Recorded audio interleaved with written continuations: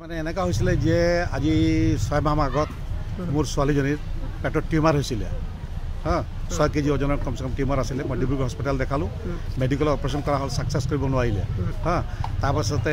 medical সাকসেছ নহ'ল তাৰপাছত বহুত চেষ্টা কৰিলোঁ কিন্তু কৈছে ইয়াত অপাৰেশ্যন নহ'ব বাহিৰত লৈ যাব লাগিব কিন্তু বাহিৰত লৈ যাবৰ কাৰণে মোৰ ওচৰত পইচা পাতি নাছিলে তেনেকৈ তাৰপাছত উপায়বিহীন হৈ কেনে মই কেজৰিৱাল ছাৰক এটা চিঠি লিখিলোঁ এই চিঠিটো লিখিছোঁ কেজৰিৱাল ছাৰৰ ওচৰত মোৰ চিঠি কপি আহিছে মানে ইয়াৰ জবাব আহিছে এইটো চিঠি লিখিলোঁ যে মোৰ ছোৱালীজনীৰ এনেকুৱা অৱস্থা আছে মোৰ ওচৰত পইচা নাই ইমান অপাৰেশ্যন কৰিবৰ কাৰণে মোৰ ওচৰত পইচা নাই যে মই তেওঁক অপাৰেশ্যন কৰিম সেইকাৰণে মই উপায়বিহীন মই তেওঁক ৰিকুৱেষ্ট কৰিলোঁ যে মোক কিবা উপায় কৰক যাৰ দ্বাৰা মই এই আপোনাৰ দিল্লীত তাক মই ট্ৰিটমেণ্ট কৰাব পাৰোঁ তাৰ কাৰণে যিকোনো হস্পিটেলতে ভাল হস্পিটেলতে মোক মানে ছোৱালীজনীক এডমিট কৰাই দিয়ক যাৰ দ্বাৰা মোৰ ছোৱালীজনীক মই অপাৰেশ্যন কৰাব পাৰোঁ তাৰপিছত ছেইম এটা লেটাৰ লিখিলোঁ মই CMক যিকি মই PHC ডিপাৰ্টমেণ্টত কণ্টেক্ট কৰোঁ মোৰ নাম তাজুল ইছলাম তাতে মোৰ এতিয়া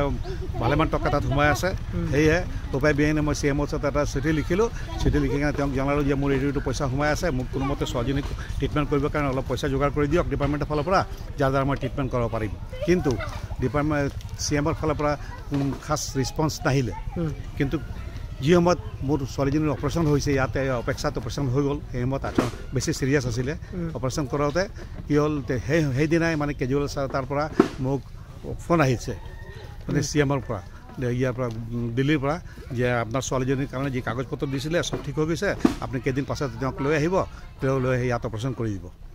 আৰু লগে লগে মোৰ এই কাগজটো তেওঁলোকে এই লেটাৰটো তেওঁলোকে তাৰ পৰা পঠিয়ালে তাৰ মই 2-3 দিন পাছত লেটাৰটো পালোঁ লেটাৰটো পালে কি হ'ব কিন্তু তাৰ আগতে মোৰ ছোৱালীজনী অপাৰেশ্যন হৈ গ'ল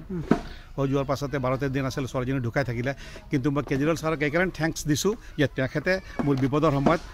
মই এনেকুৱা মানুহ যে মোক ধৰক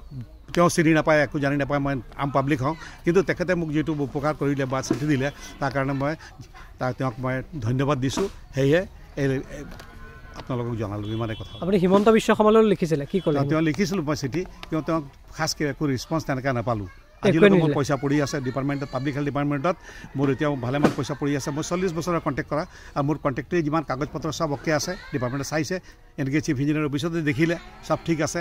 ডিব্ৰুগড় ডিপাৰ্টমেণ্টত পঠিয়ালে যে কাগজবিলাক চিফ ইঞ্জিনিয়াৰে চাই কিনে ইয়াক মানে কৰিব লাগে কিন্তু আমাৰ পাব্লিক হেল্থ ডিপাৰ্টমেণ্ট ডিব্ৰুগড়ত মোৰ কোনো একশ্যন নল'লে মানে অসমৰ মুখ্যমন্ত্ৰী অসমৰ মানুহৰ কথা নাভাবিলে কিন্তু দিল্লী মুখ্যমন্ত্ৰী ভাবিলে সেইটো মোক বেয়া লাগিছে যে আমাৰ মুখ্যমন্ত্ৰী মই আশা কৰিছোঁ তেওঁ চাব এইটো বস্তু তেওঁ ইমান মানে গুৰুত্ব দিছে যদি নাজানো কিন্তু তেওঁৰ ওপৰত হ'ব পাৰে তেওঁৰ ওচৰত কাগজ যোৱা নাই তেওঁ তলৰ ছেক্ৰেটাৰী কোনোবা পাইছে হ'ব কিন্তু মানে সেইটো বেয়া লাগিছে যে মোৰ আজিলৈকে মই পইচা পোৱা নাই সেইকাৰণে ৰিকুৱেষ্ট এইটো কৰিছোঁ যদি কিবা উপায় মোৰ ডিপাৰ্টমেণ্টৰ পৰা পইচা পাই যাওঁ মোৰ সেইটোৱে লাগে মোৰ বেলেগ কোনো কথা নাই কিন্তু মই কেজৰিৱাল ছাৰক ধন্যবাদ দিছোঁ তেওঁ মোৰ ইমান ডাঙৰ এটা ধৰক ৰেছপন্স কৰাৰ কাৰণে চিঠিত